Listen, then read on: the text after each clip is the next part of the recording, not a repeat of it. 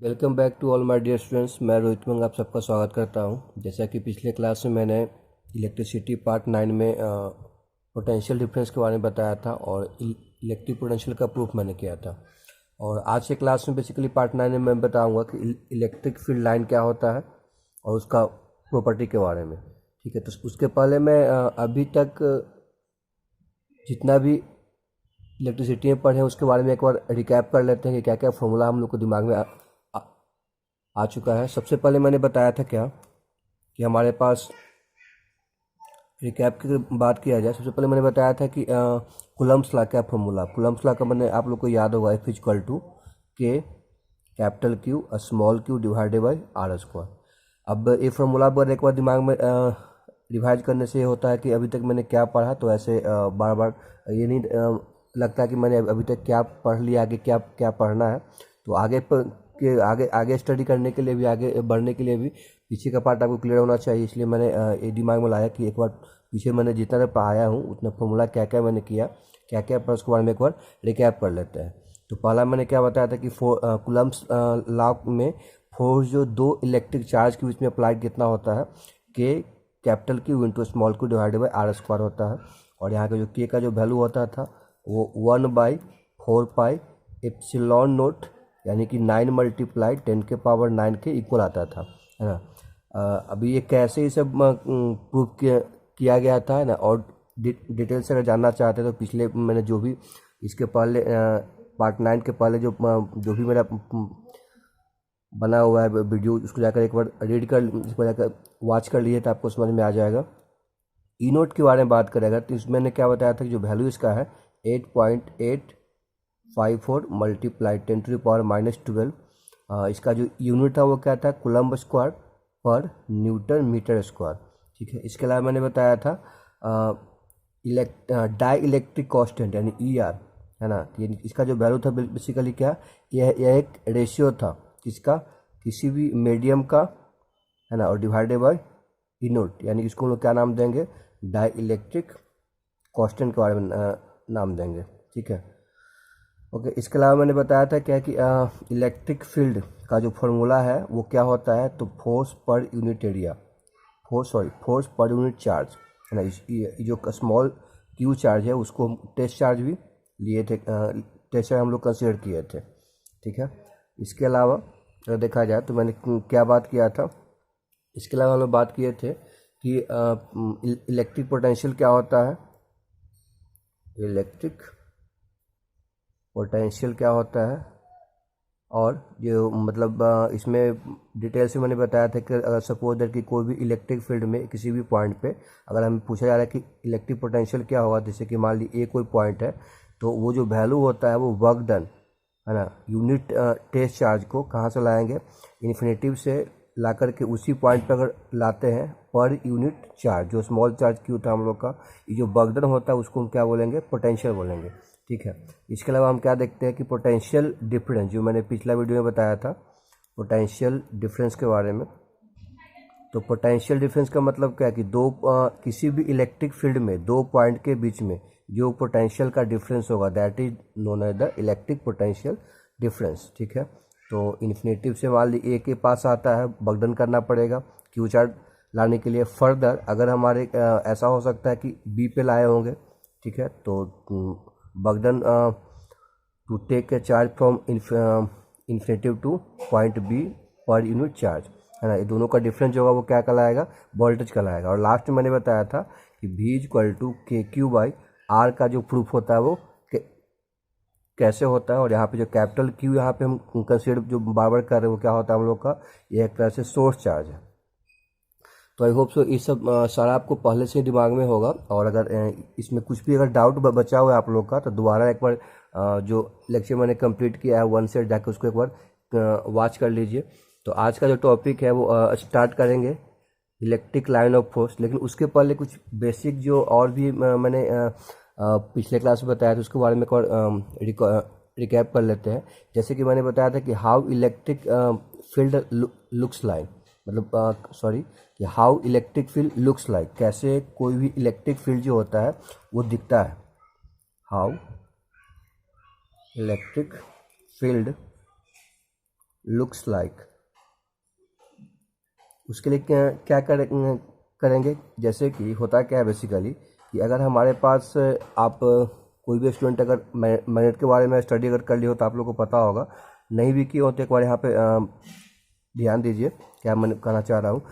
जैसे कि जब आप मैग्नेट चैप्टर को रीड करोगे तो उसमें क्या क्या देखोगे आप कि उसमें डिफरेंट डिफरेंट टाइप को शेप दिखाई पड़ेगा, और उसमें ज़्यादातर हम क्या देखते हैं कि एक बार मैग्नेट को कंसीडर किया जाता है और इस मैग्नेट के कारण क्या होता है, इसके आसपास एक फोर्स क्रिएट होता है।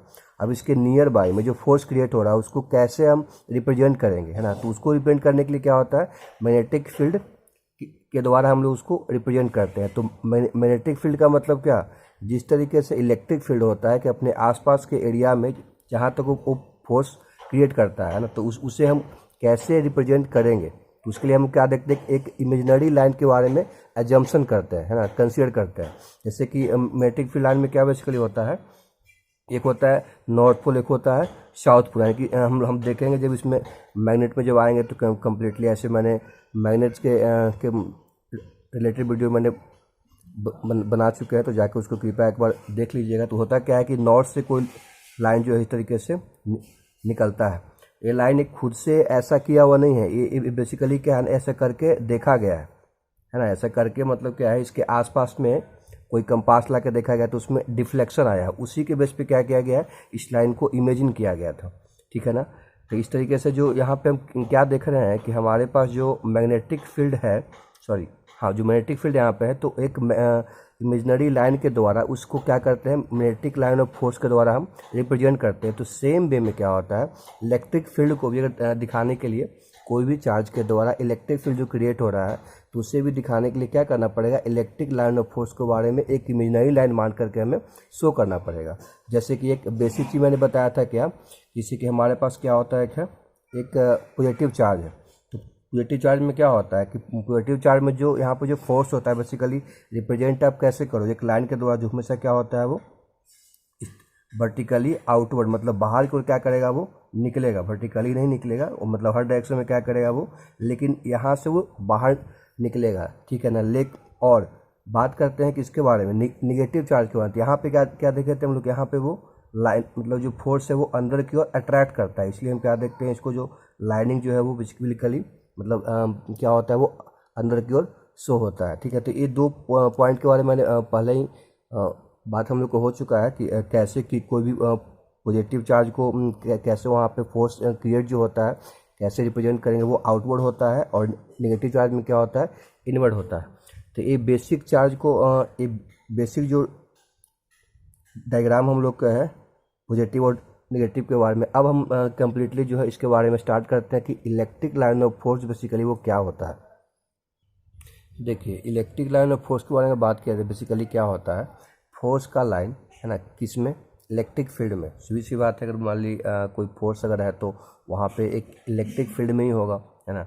Line of force in electric field एक इमेजनरी लाइन होता है, ठीक है, जो बेसिकली क्या होता है, वो टेंजेंट होगा, है ना, किसी भी पॉइंट पे अगर हम कंसिडर करते हैं, ठीक है। तो उस पॉइंट पे, जिस पॉइंट पे तुम टेंजेंट ड्रॉ करोगे, वो हमें क्या शो करेगा, उस दिए हुए पॉइंट पे इलेक्ट्रिक फील्ड का जो डायरेक्शन उसके बारे में रिप्रेजेंट करेगा, ठीक है। जैसे इसको हम ऐसे समझ सकते हैं, जैसे इसमें क्या कहना चाह रहा है आप देख सकते हैं कि हमारे पास सपोज दैट कि हमारे पास एक पॉजिटिव चार्ज है, ठीक है।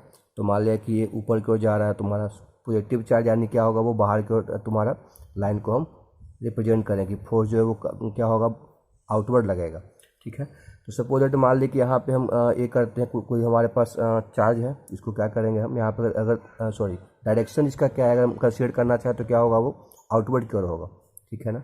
तो कहता क्या है कि अगर हमारे पास जैसे कि इस तरीके से कोई लाइनिंग निकल रहा है, ऐसा निकल रहा है मान लिया जाए कि, या इस तरीके से निकल रहा है हम लोग का लाइनिंग, तो यहाँ पे हम क्या देखेंगे, जो इलेक्ट्रिक फील्ड लाइन जो तुम्हारा फोर्स का जो लाइनिंग जो शो हो रहा है, इस पॉइंट पे बात करते हैं, ए पॉइंट पे, कि उसका डायरेक्शन किधर होगा। इस पॉइंट पे बात करते हैं, बी पॉइंट पे एक बात करेंगे, सी पॉइंट यहाँ ले लेते हैं। तो यहाँ पे हम एक टेंजेंट ड्रॉ करेंगे इस तरीके से।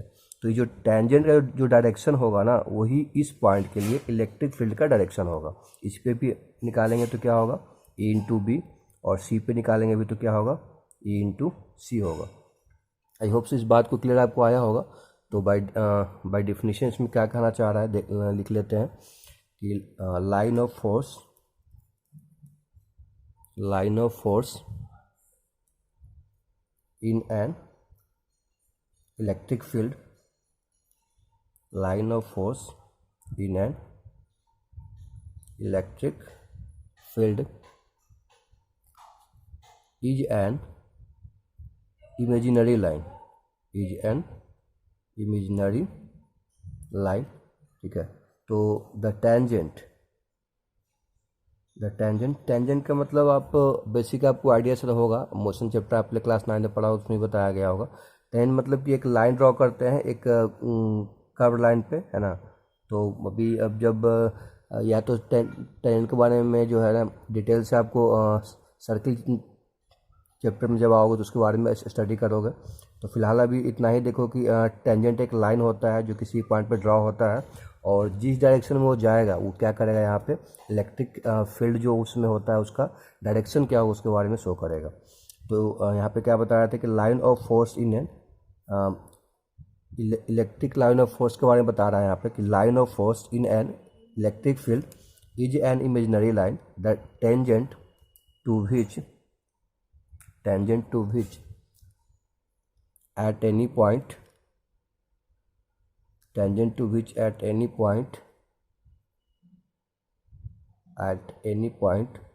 on it represent, है ना, वो क्या करता है, रिप्रेजेंट द डायरेक्शन को मैं शॉर्ट में लिखता हूँ वैसे, the direction of electric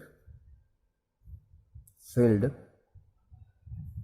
at the given point, ठीक है। देखो मैं फिर से इसको एक बार रिपीट कर देता हूँ। इलेक्ट्रिक लाइन ऑफ फोर्स का मतलब क्या बताना चाह रहा है यहाँ पे कि line of the force in A electric field, जैसे कि ये हमारे पास इलेक्ट्रिक फील्ड एक था, अब इसमें जो लाइन ऑफ द फोर्स तुम्हारा है ना, वो एक इमेजिनरी लाइन है ना। ऐसा नहीं कि मतलब कोई इसको देखा गया है, तो बेसिकली क्या किया गया है, कोई एक चार्ज रखा गया है, उस चार्ज के पास में कोई और चार्ज रखा गया है, तो सेम पोलैरिटी का या डिफरेंट पोलैरिटी के, तो उसका जो बिहेवियर है उसके अनुसार हम लोग क्या करेंगे, यहाँ पे इमेजिन किया गया है, ठीक है। तो वहाँ पे जो हम क्या देखेंगे, जो इमेजिनरी लाइन होता है, जो टेंजेंट आप ड्रॉ करोगे, the tangent to which at any point, किसी भी पॉइंट पे ए बी सी पे जो ड्रॉ करेंगे, है ना, वो रिप्रेजेंट क्या करेगा, direction of the electric field उसी पॉइंट का। जैसे ए का इधर होगा, बी का इस डायरेक्शन में होगा, सी का इधर होगा हम लोग का, ठीक है। तो आई होप सो कि electric line of the force क्या होता है बाय डेफिनेशन आपको समझ में आ गया होगा। अब इसके बारे में बात करेंगे, इसका प्रॉपर्टी बेसिकली क्या होता है, ठीक है। तो वो इम्पॉर्टेंट हम लोग के लिए, इसमें बहुत सारे पॉइंट हम लोग को क्लियर होगा जो आपके एनटीएससी पर्पज से होगा। और एक बात और थोड़ा ध्यान देने वाली बात है, electric line of the force आपके बोर्ड के एग्जाम में आने वाला नहीं है, ये बात क्लियर आप कर लीजिएगा। हाँ, अगर आप इसको अभी स्टडी करोगे तो आपको आईआईटी फाउंडेशन के लिए अच्छा होगा, और इवन अगर आप इसको स्टडी करोगे तो ऐसा नहीं है कि बोर्ड के लिए काम नहीं है। आप किसी भी क्वेश्चन को, अगर आपको जैसे कि इलेक्ट्रिक लाइन ऑफ फोर्स के बारे में आइडिया है, तो उसको आसानी से सोल्व करोगे, ठीक है। तो थोड़ा सा डेप्थ आदमी का होना चाहिए, ताकि या एनटीएससी लेवल पे आपको अच्छा रहेगा ये करने के लिए, या जो भी कंपनी का एग्ज़ाम दोगे आप उसके लिए आपको बेटर होगा, ठीक है। तो यहाँ पे हम देखेंगे क्या कि जब इलेक्ट्रिक लाइन ऑफ फोर्स के बारे में स्टडी करेंगे तो बहुत सारा उसमें जो प्रॉपर्टी है वो जेई उससे रिलेटेड, जेई के एग्ज़ाम में हो गया, चाहे और भी जो कंपनी एग्ज़ाम होता है, अच्छा नीट के जो एग्ज़ाम होता है उसमें क्वेश्चन उससे आया है। और आईजीएस का जो एग्ज़ाम होता है ना, उसमें भी क्या होता है, हम लोग का ओलंपियाड का जो बेसिकली एग्ज़ाम होता है उसमें भी बहुत सारा क्वेश्चन जो है इस प्रॉपर्टी से, इलेक्ट्रिक लाइन ऑफ फोर्स से हम लोग को आया है। तो स्टार्ट करते हैं कि प्रॉपर्टी इसका बेसिकली क्या होता है। देखिए, प्रॉपर्टी की अगर बात की जाए हम लोग को, तो सबसे पहला जो प्रॉपर्टी क्या बताता है इसमें कि लाइन ऑफ द फोर्स जो है ओरिजिनेट करता है कहाँ से, पॉजिटिव चार्ज से आउट, मतलब बाहर की ओर। तो हम बता चुके हैं लाइन ऑफ द फोर्स तुम्हारा क्या होता है, वो मतलब हमेशा पॉजिटिव चार्ज की कंसिडर करेंगे तो वो बाहर की ओर निकलेगा, ठीक है ना। And terminate on the negative charge, सीधी सी बात है, वो भी क्या होगा तुम्हारा, बात करेंगे अगर निगेटिव चार्ज का, तो वो क्या होगा, हम लोग का निगेटिव चार्ज की अगर बात कंसिडर किया है तो क्या होगा, वो बाहर की ओर, मतलब वो terminate on negative charge. Terminate का मतलब कि वहाँ से वो आएगा वहाँ पे, ठीक है ना। तो इस तरीके से हम क्या देखेंगे यहाँ पे, इस तरीके से जो मतलब निगेटिव चार्ज होगा तो वो अंदर की ओर आता हुआ दिखाई पड़ता है, ठीक है ना। लेकिन अब कहता क्या है कि if there is a only one positive charge, अगर कहीं भी एक हमारे पास वन पॉजिटिव चार्ज है तो उसके इसमें जो लाइन होगा वो स्टार्ट होगा पॉजिटिव चार्ज से और टर्मिनेट कहाँ पे करेगा, इन्फिनेटिव पे। इस बात को समझो क्या क्या बोलना चाह रहा है कि जैसे कि अगर हमारे पास एक पॉजिटिव चार्ज है, एक पॉजिटिव चार्ज है, अब यहाँ से लाइन निकलेगा बाहर की ओर, तो ऐसा नहीं है कि इसी मतलब 2 मीटर या 3 मीटर तक ही जाएगा, ये बेसिकली यहाँ से बहुत दूर तक जाता है, मतलब इनफाइनाइट तक, ठीक है। जैसे कि मान लें कि अगर कोई यहाँ से हो सकता है कि यहाँ से बोल सकते हैं कि पाकिस्तान पहुँच जाए, चाइना पहुँच जाए, अमेरिका पहुँच जाए, वहाँ तक होता है। लेकिन समस्या क्या है कि इसका जो फोर्स है हो सकता है कि वहाँ तक उतना नहीं हो, लेकिन हाँ ये जो लाइनिंग जो बेसिकली है ना, ये बात को नोट कर लीजिएगा। इलेक्ट्रिक फील्ड लाइन जो ओरिजिनेट होता है किसी भी पॉजिटिव चार्ज या पॉजिटिव चार्ज से, तो कहाँ तक जाता है, वो इन्फिनिटिव तक जाएगा, ठीक है। मतलब टर्मिनेट कहाँ तक करेगा, इन्फिनिटिव तक करेगा। लेकिन हाँ बेसिकली अगर प्रैक्टिकली देखा जाए तो हम लोग क्या देखते हैं कि एक सर्टेन डिस्टेंस तक ही कंसीडर करते हैं, क्योंकि बहुत दूर तक जाने के बाद क्या होता है, इसका जो इफेक्टिवली जो फोर्स होगा वो बहुत ही मतलब रिड्यूस कर जाता है ना, तो नेग्लिजिबल मान के चला जाता है, नगण्य मान के चला जाता है, ठीक है। लेकिन अगर बात करते हैं ओनली वन, अगर निगेटिव चार्ज हम लोग को होता है तो वो क्या करेगा, स्टार्ट करेगा कहाँ से, इन्फिनेटिव से, है ना। जैसे कि ये निगेटिव चार्ज के बारे में बात करें, वो कहाँ से आ रहा है, इन्फिनेटिव से आ रहा है ना। और टर्मिनेट कहाँ पे करेगा, निगेटिव चार्ज पे वो टर्मिनेट करेगा। आई होप सो कि जो पहला प्रॉपर्टी है उसको समझ में आया होगा। एक बार दोबारा उसको लिख लेते हैं तो किसमें समझ में आ जाएगा हम लोग का। कहता क्या है कि line of force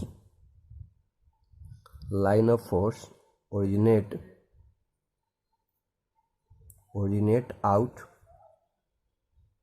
from a positive charge, ठीक है। मतलब सॉरी, हाँ मतलब एक लाइन ऑफ फोर्स क्या होता है, ओरिजिनेट कहाँ से होता है, पॉजिटिव चार्ज से ओरिजिनेट करता है। एंड जो लाइन ओरिजिनेट करेगा वो एंड कहाँ होगा, एंड टर्मिनेट, ऐसा तो इन्फिनिटी पे करता है। सिंगल की बात करेंगे, लेकिन बहुत सा अगर रहेगा तो वहाँ पे अभी हम इसके बारे में नेगेटिव चार्ज और पॉजिटिव चार्ज को पास में लेकर देखेंगे कि कैसे और पॉजिटिव चार्ज से कोई लाइन ऑफ द फोर्स बाहर निकलता है और कहाँ पे करेगा, टर्मिनेट, नेगेटिव चार्ज पे वो टर्मिनेट करेगा, ठीक है। तो टर्मिनेट ऑन नेगेटिव चार्ज, ठीक है। अब कहता क्या है कि इफ़ देयर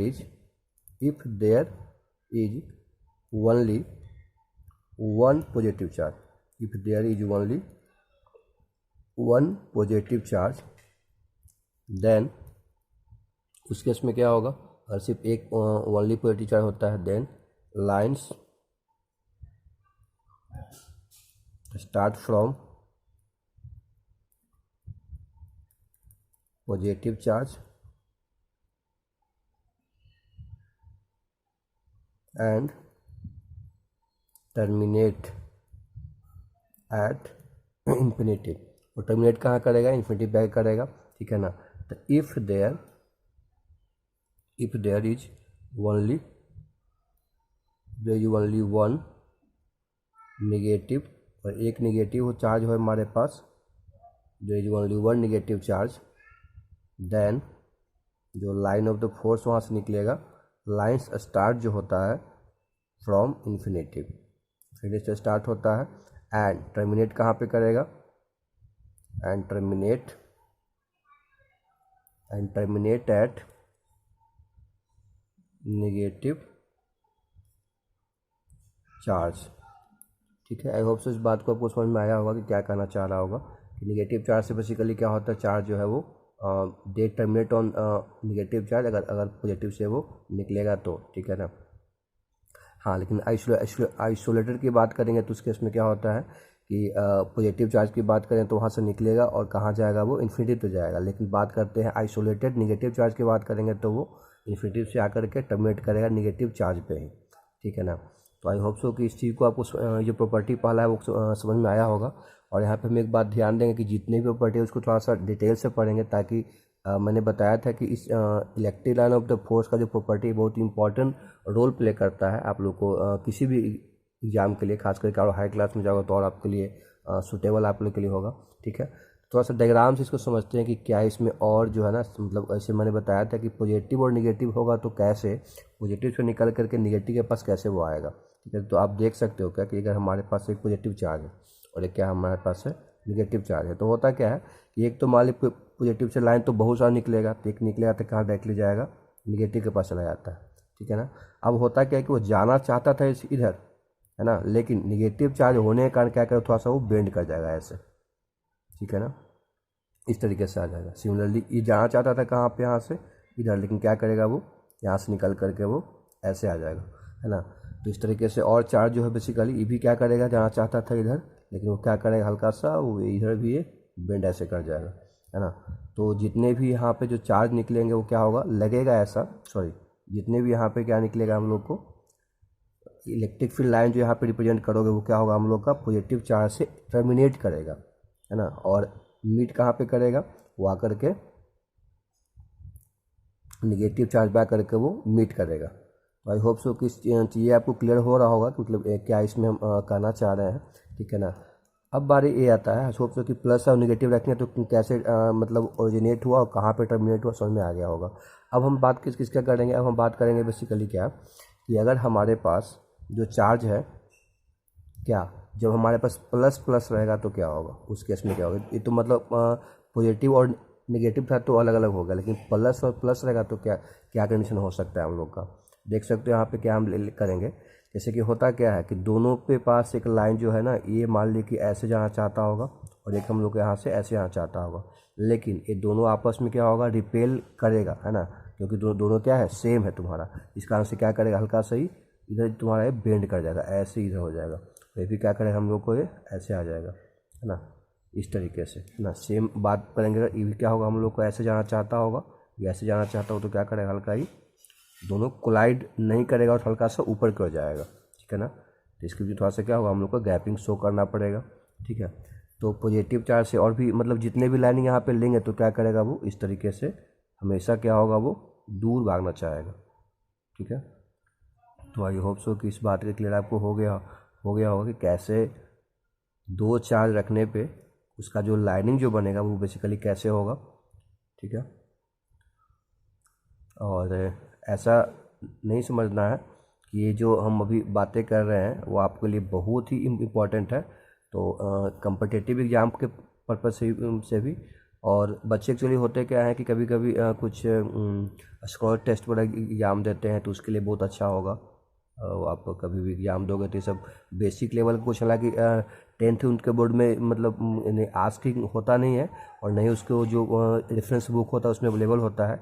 CBSE बोर्ड के बारे में बात करें तो ICSE वगैरह में अवेलेबल होगा आपको, लेकिन उस सब CBSE वाला पर नहीं रहता है, तो ये सब चीज़ से आप हेल्प ले सकते हैं, ठीक है।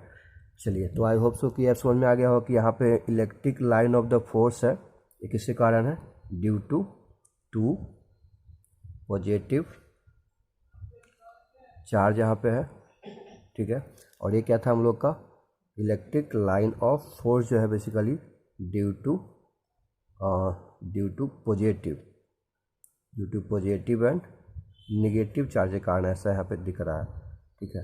तो आई होप सो कि लाइनिंग कैसे क्रिएट होता है, बनता कैसे हम लोग है इलेक्ट्रिक लाइन ऑफ फोर्स में हम लोग का, ठीक है ना।